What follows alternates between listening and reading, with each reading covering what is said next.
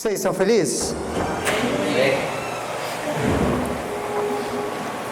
Amém? Queridos, na nossa caminhada com Deus, o mais importante não é começar bem. Na nossa caminhada, não só na nossa caminhada com Deus, mas em todas as coisas que nós fazemos na nossa vida, queridos, o importante não é começar bem. Ou melhor, o mais importante não é começar bem. O mais importante é terminar bem. O mais importante, queridos, é terminar bem. Precisamos aprender a começar e terminar as coisas, queridos. Quando nós olhamos para a Bíblia, mais de 2/3 dos líderes bíblicos, das pessoas que Deus levantou, mais de 2/3, eles não terminaram bem. Eles iniciaram bem, eles tiveram um chamado em Deus, mas eles não concluíram bem. Nós podemos olhar o exemplo de Saul. Saul se levanta como rei sobre o povo de Israel, ele começa bem, mas ele não termina bem. E o mais importante, queridos, é começar bem e terminar bem. E hoje eu quero falar um pouquinho com vocês e dar o exemplo de Sansão, queridos. Sansão, ele começa a sua carreira muito bem. Sansão, ele é dedicado a Deus, ele é um grande guerreiro, extremamente forte, matou milhares de soldados com uma queixada de jumento, queridos. Ele era um homem de fé, ele matou um leão, ele quebrou fortes correntes, ele levou embora os portões de Gaza. Mas na carreira final de Sansão, que você pode encontrar lá em Juízes 16, ele perdeu a dedicação a Deus, enganado por uma mulher, ele teve a extração dos seus olhos, ele ficou cego, aprisionado, teve seus cabelos raspados, ele foi abandonado pelo Senhor, ou melhor, ele saiu da presença do Senhor, ele foi zombado e ridicularizado, nunca executou o seu potencial máximo, ele perdeu a unção. Sansão, ele começa bem, mas ele não termina bem. E eu e você vamos começar bem a nossa caminhada e nós vamos terminar bem, amém? Amém. Você pode dar um amém? Falar amém. Amém. Nós vamos começar bem e nós vamos terminar bem. Sansão, ele era consagrado a Deus. Sansão, ele era nazireu, queridos, consagrado a Deus desde o seu nascimento. Os nazireus, queridos, eram uma parte, quando uma pessoa se consagrava como nazireu, ele não poderia raspar a sua barba e nem cortar os seus cabelos. Ele fazia um voto de nazireu. E Sansão, ele foi chamado esse voto de nazireu. Ele não poderia beber bebida forte. A sua mãe, na sua concepção, não poderia beber bebida forte. Quando ele nasceu, ele não cortou os seus cabelos. Por quê? Porque ele era um nazireu. Ele era consagrado a Deus. E eu e você, quando nós nascemos de novo, queridos, nós entramos para um reino e nós nos tornamos como um nazireu, ou um consagrado a Deus. Queridos, eu e você, nós somos consagrados a Deus, amém? Presta atenção aqui, você é consagrado a Deus. A sua vida não é igual à vida das outras pessoas. Quando você nasce de novo, você entra para o reino de Deus, você vai perceber que Deus vai cobrar uma consagração de você. Ele vai chamar você a se consagrar. Você não vive do jeito que as outras pessoas vivem. Você não escuta aquilo que as outras pessoas escutam. Você não assiste aquilo que as outras pessoas assistem. Você não trabalha com o seu dinheiro como as outras pessoas trabalham. Por quê? Porque você é consagrado a Deus. Você é consagrado a Deus. E esse nível de consagração, ele precisa ser crescente nas nossas vidas. Você não fala do jeito que os outros falam. Eu vou comprar uma maquininha de choque, assim. A hora que eu ver um crente falar palavrão, eu vou dar choque, assim, ó. Esses dias a gente estava construindo aqui, estava com os rapazes ali, eu quase tive um troço, eu precisava de umas 30 maquininhas de choque, eu queria dar um choque em cada um, só, na ponta do dedão, assim, para não deixar marca. Queridos, nós não falamos o que as outras pessoas falam. Se eu nasci de novo, eu estou sendo consagrado a Deus, eu começo a entender que meu falar é consagrado ao meu Deus.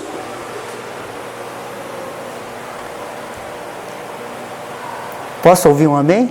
Amém. João 3,3, um texto muito conhecido, fala assim: Jesus respondeu e disse: na verdade digo, que aquele que não nascer de novo não pode entrar no reino de Deus. Quando nós nascemos de novo, queridos, nós entramos para o reino de... Você nasceu de novo, sim ou não? Sim. Então você saiu do império das trevas e você entrou no reino de Deus. E hoje nós vivemos no reino de Deus. Quando nós nascemos de novo, queridos, automaticamente em nós desperta um propósito. Quando você nasce de novo, automaticamente dentro de você nasce um propósito. Deus, Ele nunca criou o ser humano, queridos, com uma linha de produção. Eu já trabalhei em metalúrgica, já trabalhei em linha de produção. Linha de produção é o quê? Vai fazendo, vai saindo tudo do mesmo igual, tudo igual do mesmo lado, lá no final. Vai saindo tudo igual. Queridos, Deus não trabalha assim. Deus, quando Ele criou eu e você, Ele criou com um propósito específico. Deus tem um sonho para a sua vida, Ele tem um projeto para você realizar. Quando a Bíblia fala que nós vamos prestar contas diante do trono branco, queridos, nós vamos prestar contas diante de Jesus do propósito que Ele já tinha pré-definido para mim e para a sua vida. Ele vai olhar para você e vai falar: o que você fez com os dons e talentos que eu te dei? Você cumpriu ou não o propósito para a sua vida? Você viveu ou não aquilo que eu sonhei para você?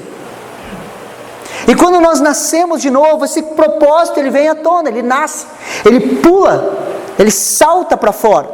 Esse propósito é pré-estabelecido por Deus desde antes da fundação do mundo. Deus, Ele nos criou com um propósito. Por isso Ele é despertado a partir do novo nascimento. Quando nós nascemos de novo, aquele sonho de Deus, ele salta. E Deus começa a falar conosco a respeito de um propósito. Efésios 2,10, olha o que a palavra de Deus fala. Pois somos feituras deles, criado em Cristo Jesus para as boas obras, as quais Deus de antemão preparou para que andássemos por ela. Queridos, existe já um trilho que Deus sonha que você caminhe por ele.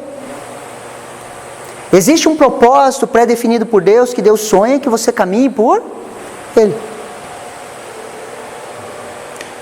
Deus, quando Ele te formou, Ele pode ter te formado para ser um grande empresário. Ele pode ter te formado para ser um pastor. Ele pode ter te formado para ser um gestor, um empreendedor, um funcionário. Deus, Ele já projetou você com um propósito específico. E o propósito, queridos, não se escolhe. Você não pode levantar a mão e falar assim: eu quero ser pastor, eu vou ser pastor. Se Deus não te chamou para isso. Para as boas obras que de antemão Ele definiu para que nós andássemos. E quando você entende o propósito de Deus e você entra nesse propósito, a tua vida começa a ter sentido. Você começa a viver por um propósito. Você começa a ver os dons e talentos que você tem fluindo, abençoando pessoas, tocando pessoas, expandindo o reino de Deus. A satisfação pessoal, queridos, está em viver o propósito de Deus para as nossas vidas. A satisfação pessoal é quando nós estamos no propósito de Deus. Porque quando nós estamos no propósito, todas as coisas cooperam para o bem daqueles que amam a Deus, daqueles que andam segundo o seu propósito. Eu começo a entender que coisas boas e ruins, elas cooperam para o meu bem. Eu vou vivendo de forma leve. Mesmo passando por dificuldades, eu estou vivendo por propósito. Eu já não acordo mais segunda-feira brabo.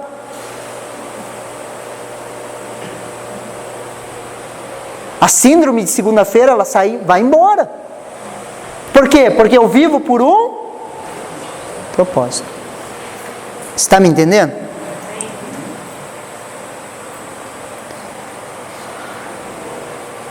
Qual era o propósito de Sansão? Abram comigo lá em Juízes, capítulo 13, versículo 5.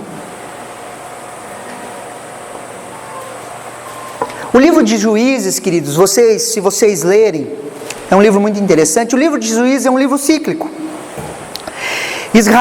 Deus levantava juízes, Israel se arrependia, começava a andar com Deus, de repente o que acontecia? Israel caía de novo. Daí Deus levantava juízes, o povo se arrependia, começava a caminhar com Deus, e o que acontecia de novo? O povo caía. E foram ciclos. E de repente Deus levanta Sansão. Juízes capítulo 13, versículo 5, fala do propósito de Sansão, não João. João ia nascer bem lá na frente.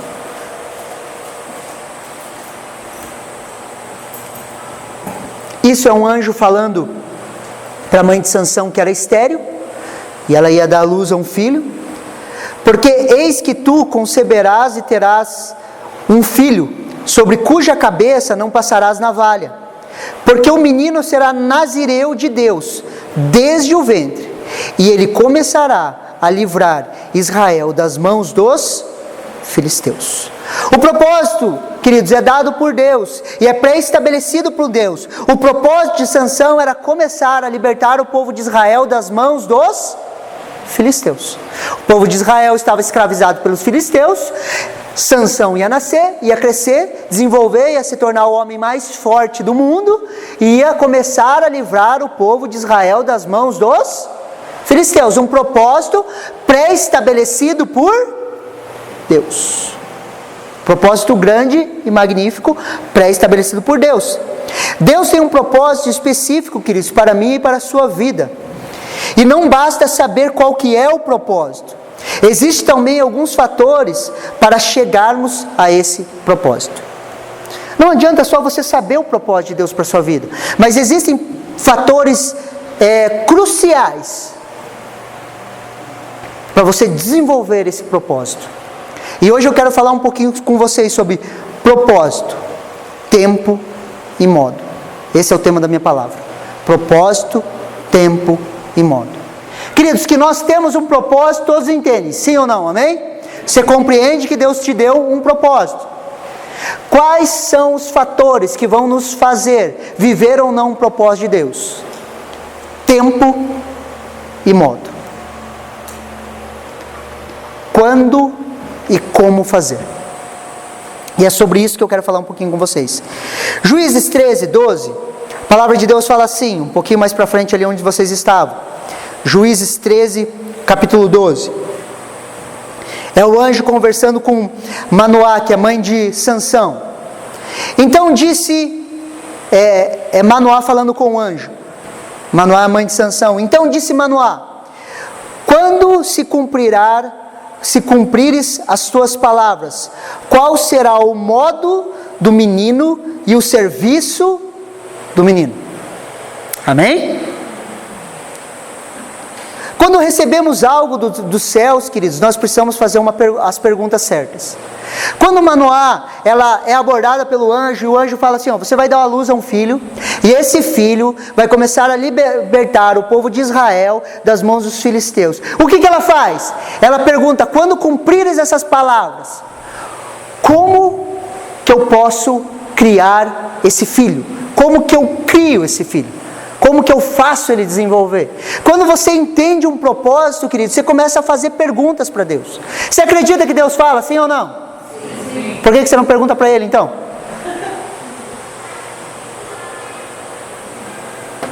Qual foi a última vez que você recebeu uma resposta clara de Deus? Você consegue lembrar? Se você falar assim, faz tempo que eu não lembro. Comece a fazer perguntas. Pergunte para Deus. Deus fala, queridos. Deus fala. E foi isso que ela fez. Quando se cumprires o tempo, quando se cumprires as tuas palavras, isso fala de tempo. Então toda palavra tem um tempo para se cumprir. Tempo. Qual será o modo? O modo fala da conduta, como que ela deveria cuidar desse filho. E o serviço do menino fala do propósito. Então nesse versículo nós encontramos propósito, tempo e modo. Propósito, tempo e modo. Abram comigo lá em Eclesiastes, capítulo 8, versículos 5 e 6.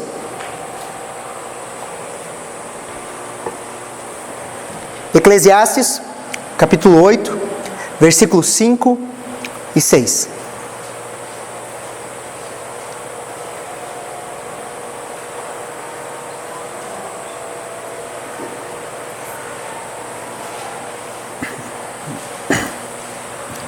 Eclesiastes 8, versículos 5 e 6 fala assim: quem guarda o mandamento não experimentará nenhum mal, e o coração sábio discerne tempo e modo, porque para todo propósito há seu tempo e modo, porquanto a miséria do homem pesa sobre ele.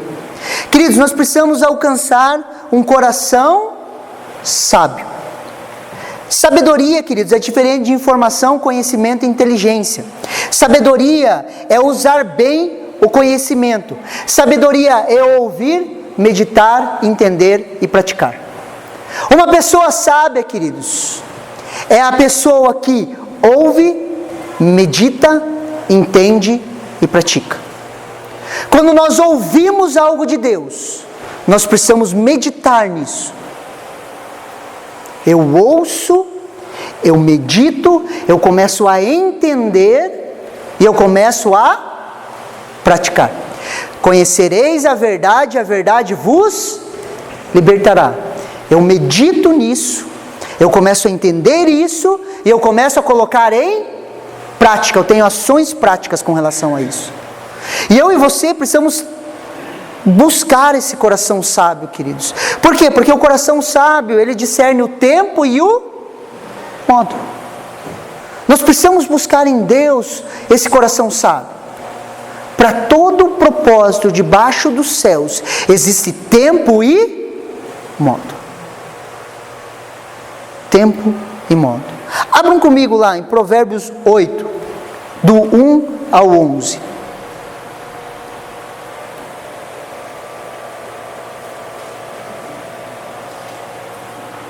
Esse é um dos versículos, queridos, que você deveria grifar na sua Bíblia.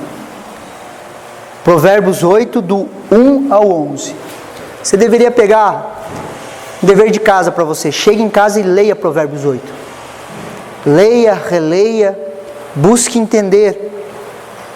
Olha que interessante o que a palavra de Deus fala.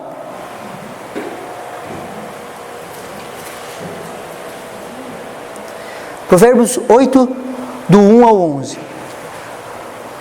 Por acaso não clama a sabedoria, e o entendimento não faz ouvir a sua voz?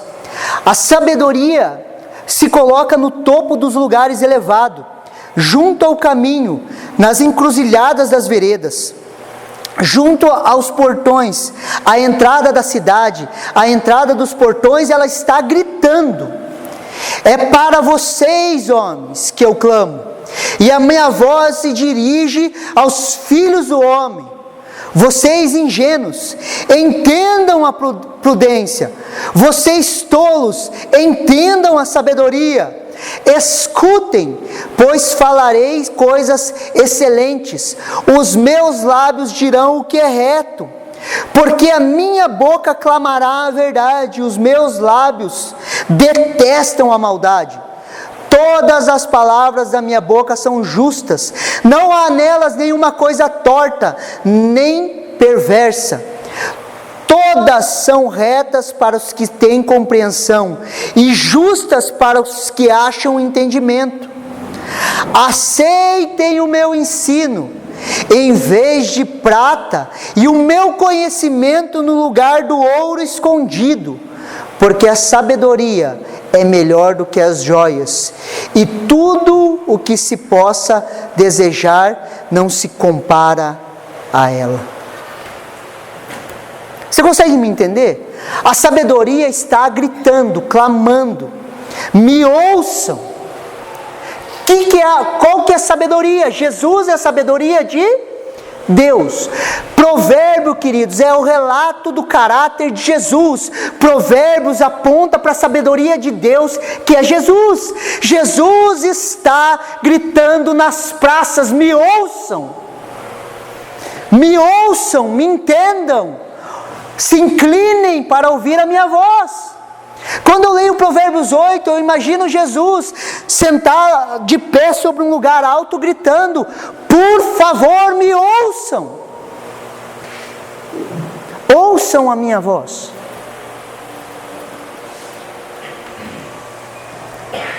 Ele clama para que os homens ouçam a sua sabedoria.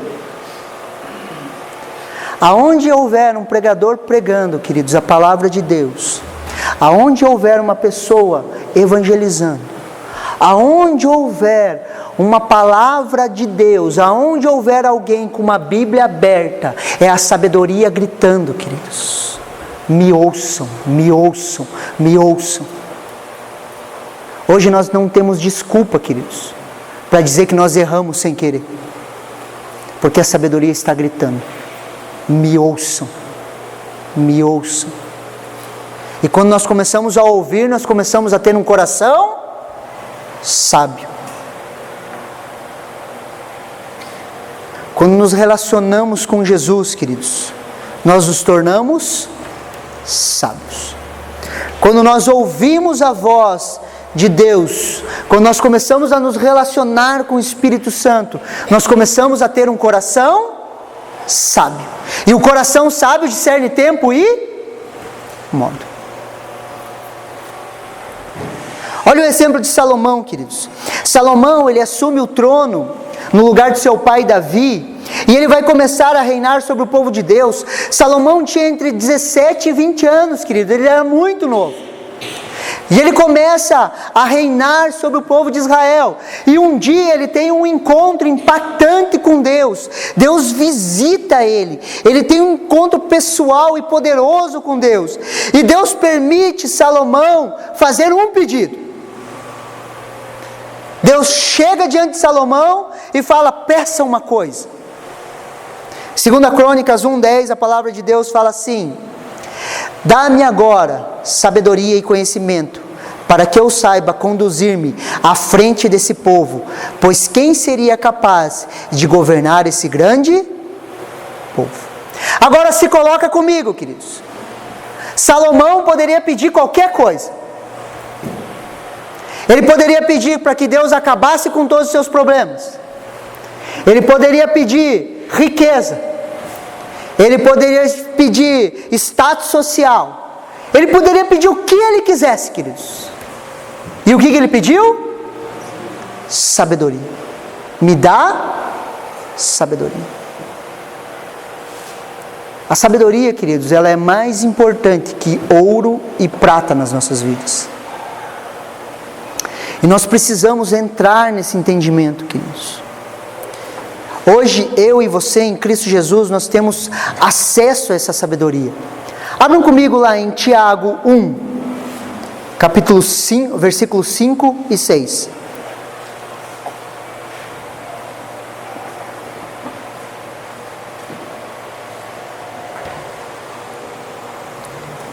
Tiago 1, capítulo 5 e 6.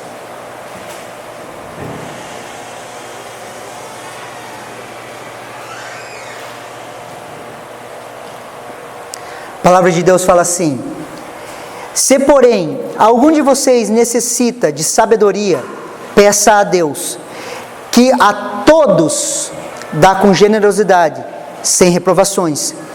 A ela lhe será concedida. Peça, porém, com fé, nada duvidando, pois o que duvida é semelhante à onda do mar, impelida e agitada pelo vento. Aquele que tem falta de sabedoria, peça a Deus, que dá com generosidade. Queridos, e não é só uma sabedoria espiritual. Ah, pastor, será que é uma sabedoria espiritual de tomada de decisões? Não, queridos. Sabedoria, ela serve para todas as áreas da nossa vida. Peça sabedoria com relação ao seu trabalho. Peça sabedoria com relação à sua família. Peça sabedoria com relação à sua empresa. Peça sabedoria com relação aos seus negócios. Peça sabedoria, busque a sabedoria do alto. Só que quer ver uma coisa? Só não levanta a mão, tá? Qual foi a última vez que você pediu sabedoria? E qual foi a última vez que você pediu para Deus resolver os teus problemas? Deus, Deus, olha aquilo lá que eu estou passando, Deus, muda essa situação, transforma isso. Deus, olha isso. Oh Deus, olha aquilo, muda isso. Deus, estou faltando dinheiro. Deus, isso, Deus, aquilo. Qual foi a última vez que você pediu sabedoria? Só que nós encontramos um Deus, queridos, que não é Deus. Nós encontramos um Deus que se tornou uma muleta. Nós encontramos um Deus que não é um Deus bíblico, que resolve todos os nossos problemas. E nós criamos expectativa nisso, nos frustramos e culpamos a igreja. Ah, porque eu achei que Deus ia fazer. Queridos, Deus não é uma muleta. Deus, Ele não resolve os teus problemas.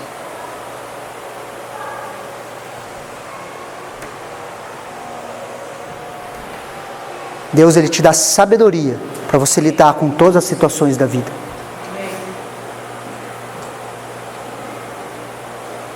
Deus não cria filhos mimados.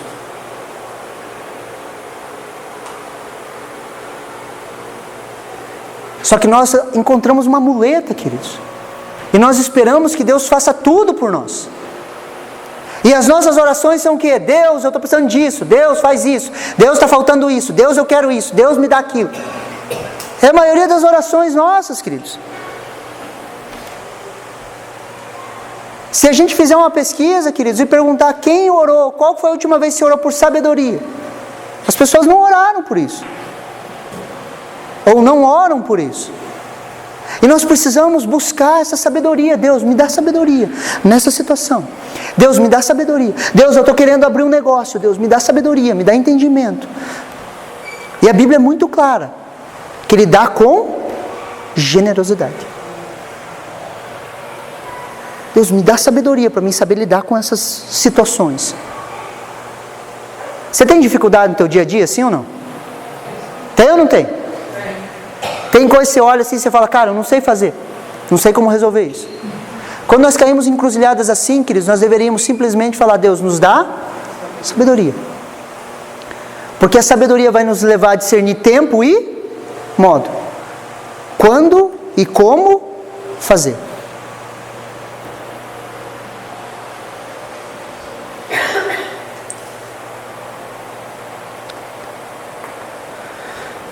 O coração sábio, queridos, discerne tempo e modo. Nós podemos entrar nessa dimensão da sabedoria. Imagine você entrar em uma dimensão em que você discerne quando e como fazer. Imagine você entrar em uma dimensão que você consegue encontrar as respostas de como e quando fazer. O coração sábio discerne o tempo e o modo. Quando nós encontramos a sabedoria de Deus, nós começamos a nos inclinar para o falar de Deus. Nós começamos a discernir nas áreas da nossa vida quando fazer e como fazer. As pessoas mais bem-sucedidas nos seus negócios hoje em dia, queridos, são as que sabem como e quando fazer.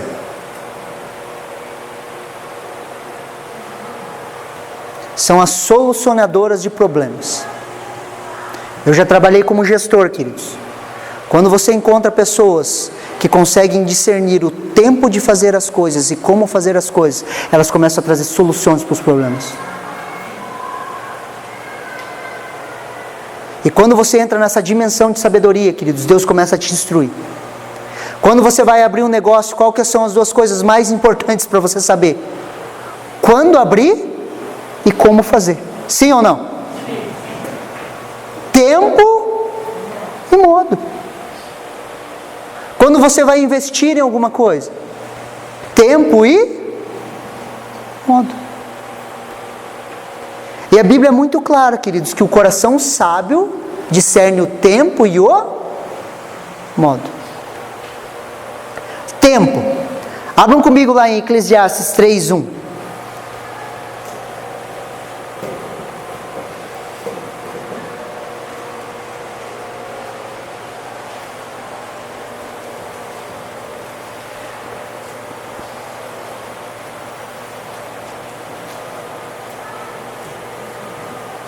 Eclesiastes 3:1 fala assim: tudo tem seu tempo determinado. Há tempo para todo o propósito debaixo dos céus. Amém? Queridos, o tempo, ele prova os nossos corações. O tempo faz separação daqueles que esperam e não esperam no Senhor. Queridos, para o propósito de Deus para as nossas vidas, existe um tempo aonde Deus vai agir, aonde Deus vai fazer, onde as coisas se encaixam. E o tempo, queridos, separa aquelas pessoas que esperam e aquelas que não esperam em Deus. Todas as vezes que nós antecipamos o tempo, queridos, nós arrumamos confusão. Todas as vezes que nós antecipamos o tempo, queridos, nós arrumamos confusão. Bênção fora de hora se torna maldição. Quer ver um exemplo bem simples? O sexo para o casamento é bênção. Antes da hora ele se torna...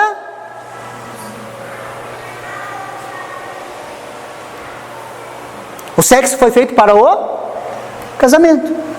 Feito antes da hora se torna maldição. Uma bênção que se torna maldição porque está fora de tempo.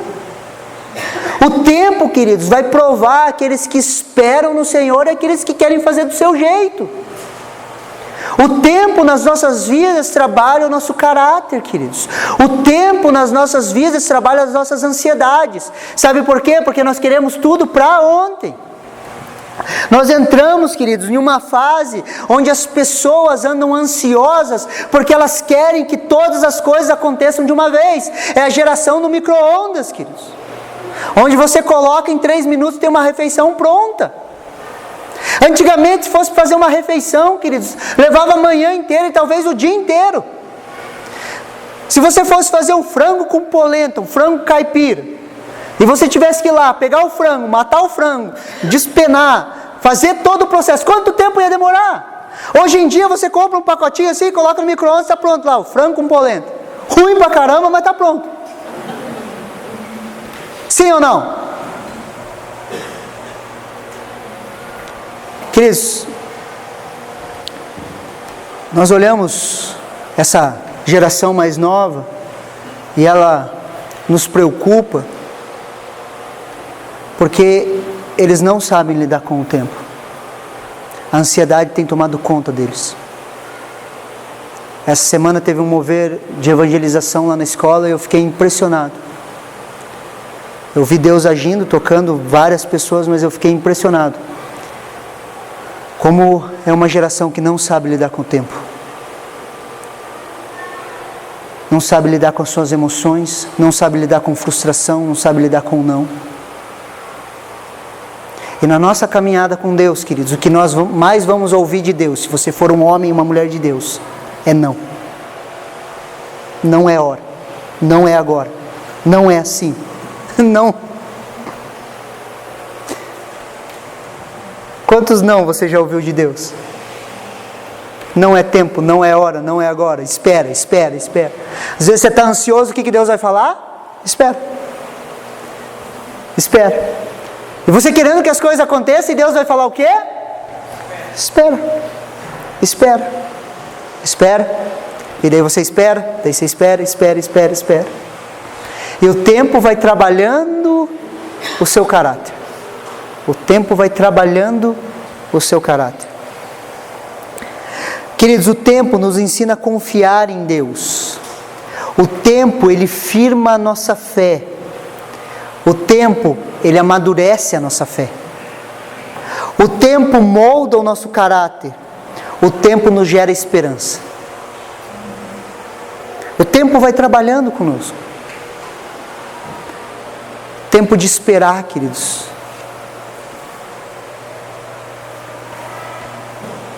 O tempo de esperar a vinda de Jesus. Queridos, teve tempo que eu olhava e eu falava, volta logo, Jesus.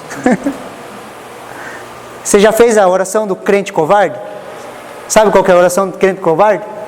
Deus, me leva embora disso aqui, está muito ruim, quero ir para casa. Isso é a oração do crente covarde. Está querendo vazar daqui. O tempo, ele vai trabalhando a esperança no nosso coração, queridos. O tempo, para aquele que vive pela fé, ele não te estraga, ele te melhora. Você já percebeu que tudo que você compra com o tempo se estraga?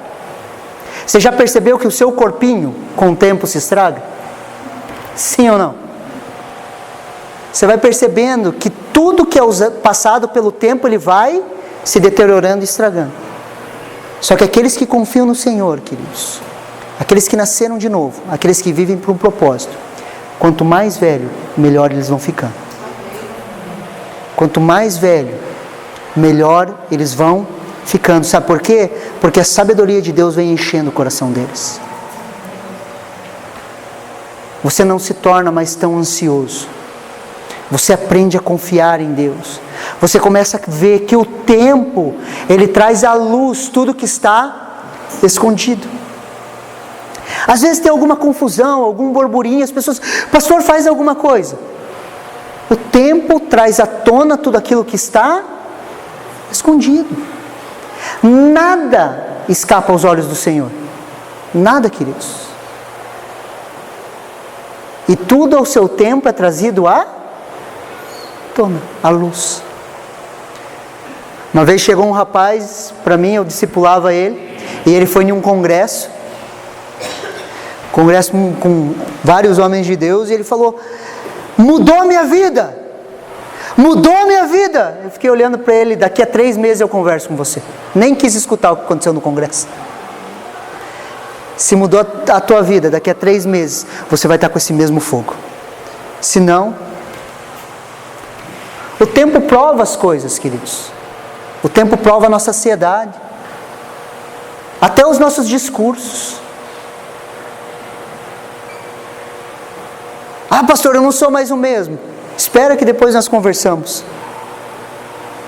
Você está me entendendo? Porque o tempo vai provando as nossas vidas. E o coração sábio discerne o tempo e o modo. Quando mais sábio nos tornamos, menos nós falamos. O coração sábio discerne o tempo e o modo. E o modo, pastor? O modo é como as coisas acontecem. A palavra modo, tanto no texto de Eclesiastes, como no texto de Juízes, é a mesma. É a mesma palavra. E ela significa, em primeiro ponto, julgamento, justiça, ordenação. Julgamento. O modo fala do julgamento para as nossas escolhas. Quando nós paramos, julgamos, avaliamos e decidimos, através do nosso livre-arbítrio, a maneira que nós vamos fazer as coisas. O modo fala do nosso livre-arbítrio. O modo fala das nossas tomadas de decisões. Em cada decisão, podemos nos inclinar para a carne ou para o Espírito. Em cada decisão, queridos, você pode se inclinar para as coisas de Deus ou para as coisas da sua carne. Em cada decisão que você toma, o modo que você age com relação às adversidades da sua vida, define quem você é. Se você é um homem espiritual ou se você é um homem carnal. Se você nasceu de novo ou você continua vivendo da mesma forma que você sempre viveu.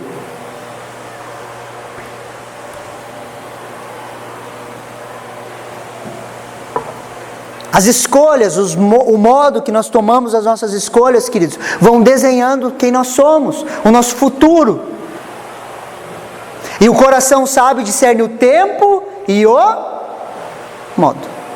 A maneira como nós tomamos decisões. O tempo e o modo juntos servem para nos aperfeiçoar e moldar o nosso caráter e nos fazer cada vez mais parecidos com Jesus. Sansão tinha muitos dons e talentos que eram dados por Deus. Os dons e talentos, eles vêm do alto, queridos. Dons e talentos são dados por Deus, mas o nosso caráter, ele precisa ser aperfeiçoado. O nosso caráter, ele precisa ser trabalhado. E ele é trabalhado como? Através do tempo e do modo? Quando nós temos comunhão com Deus, queridos, nós vamos tendo um coração sábio, e esse coração sábio vai discernindo tempo e modo, e cada vez mais nós vamos melhorando, e nós vamos estar mais parecidos com Jesus, nós vamos crescendo e nos tornando cada vez mais parecidos com Jesus. É um trabalho que fazemos em parceria com o Espírito Santo, queridos, quando nos rendemos a Ele. Você consegue me entender? Então você tem um propósito, sim ou não? Amém? Você tem um propósito. E nesse propósito, cada dia você vai tomando decisões segundo tempo e modo. A maneira que você toma as decisões vai definindo aquilo que você vai vivendo. Por isso que nós precisamos da sabedoria de Deus. E aonde eu encontro essa sabedoria? Na comunhão com Deus. Por isso que nós falamos, faça devocional. Tenha tempo com Deus. Faça perguntas para Deus. Gaste tempo com Deus. Queridos, se a sabedoria é tão importante como os textos bíblicos falam, se sabedoria é isso mesmo, e a sabedoria está gritando, está falando, e nós temos acesso a essa sabedoria, a grande questão é, por que nós não buscamos? Por que nós não buscamos? Por que nós perdemos tanto tempo com conversas à toa? Por que nós perdemos tanto tempo com outras coisas e nós não buscamos a sabedoria de Deus? Olha que interessante a história de Sansão. Vão comigo em Juízes, capítulo 16, versículo 30.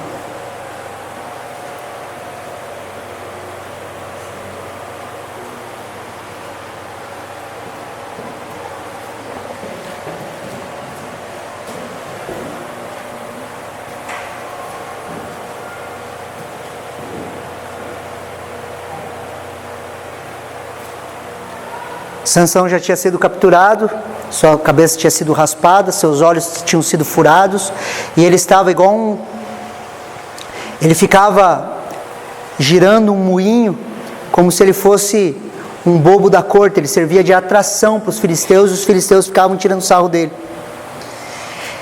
E ele consegue se agarrar nas principais colunas do lugar onde os filisteus estavam, e ele fala isso aqui, ó. E disse Sansão: morra eu com os filisteus.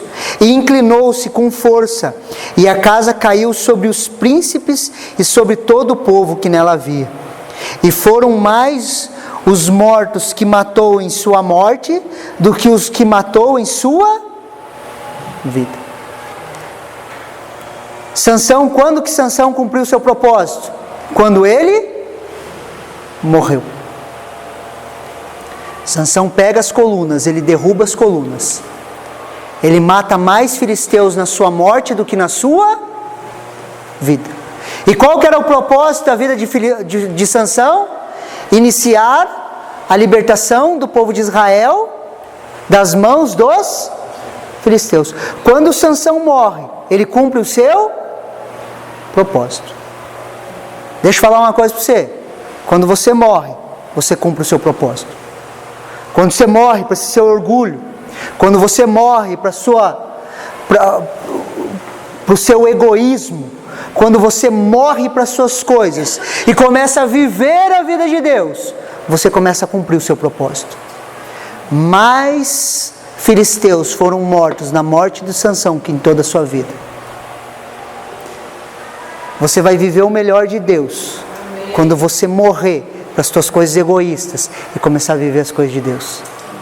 Você vai começar a viver o melhor de Deus quando você abandonar a sua velha vida e começar a viver a vida de Deus. Você vai começar a viver o melhor de Deus quando você morrer para você e viver para servir as pessoas.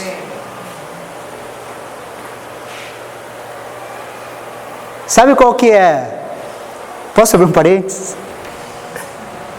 Sabe qual que é a maior dificuldade como pastor? É fazer as pessoas morrerem. Sabe qual que é meu papel aqui? Matar você. Se eu conseguir te levar para a cruz e você morrer para esse teu egoísmo, para esse teu orgulho tolo, você começa a viver o melhor de Deus. Sabe por que os casamentos não dão certo? Porque as pessoas são orgulhosas. Sabe por que as pessoas não vivem o propósito de Deus para a vida delas? Porque elas são orgulhosas. Sabe por que existe tanto mal no mundo? Porque as pessoas são orgulhosas e egoístas. A raiz de todos os males é o amor ao dinheiro. A raiz de todos os males. E se eu não morrer para isso, eu não vivo o melhor de Deus e não vivo o propósito. E eu me torno um tolo, mesmo com a capacidade de ser um sábio.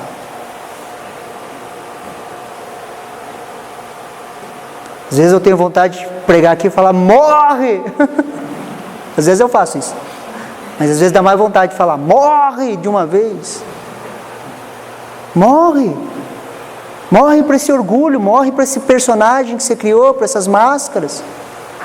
Morre para isso que você acha tão importante. Morre para querer se aparecer para os outros. Morre para essas coisas. De se achar melhor que as outras pessoas. Morra para isso. Sansão tinha um propósito, tinha um chamado, queridos. E ele não morreu para as mulheres. Quanto mais mulher esse homem tinha, mais ele queria. E morreu por causa, e foi preso por causa de uma mulher. O homem mais forte da face da terra, enganado por uma mulher. Tinha tudo para viver o propósito de Deus. Matou milhares de soldados com uma queixada de jumento. E apanhou para um rabo de saia.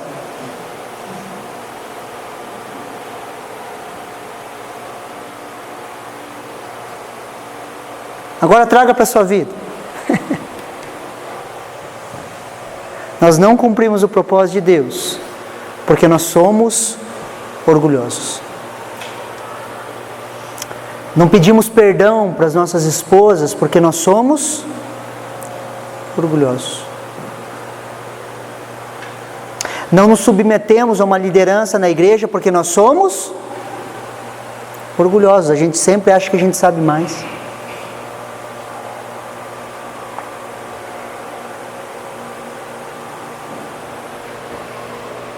A gente sempre se acha melhor que os outros.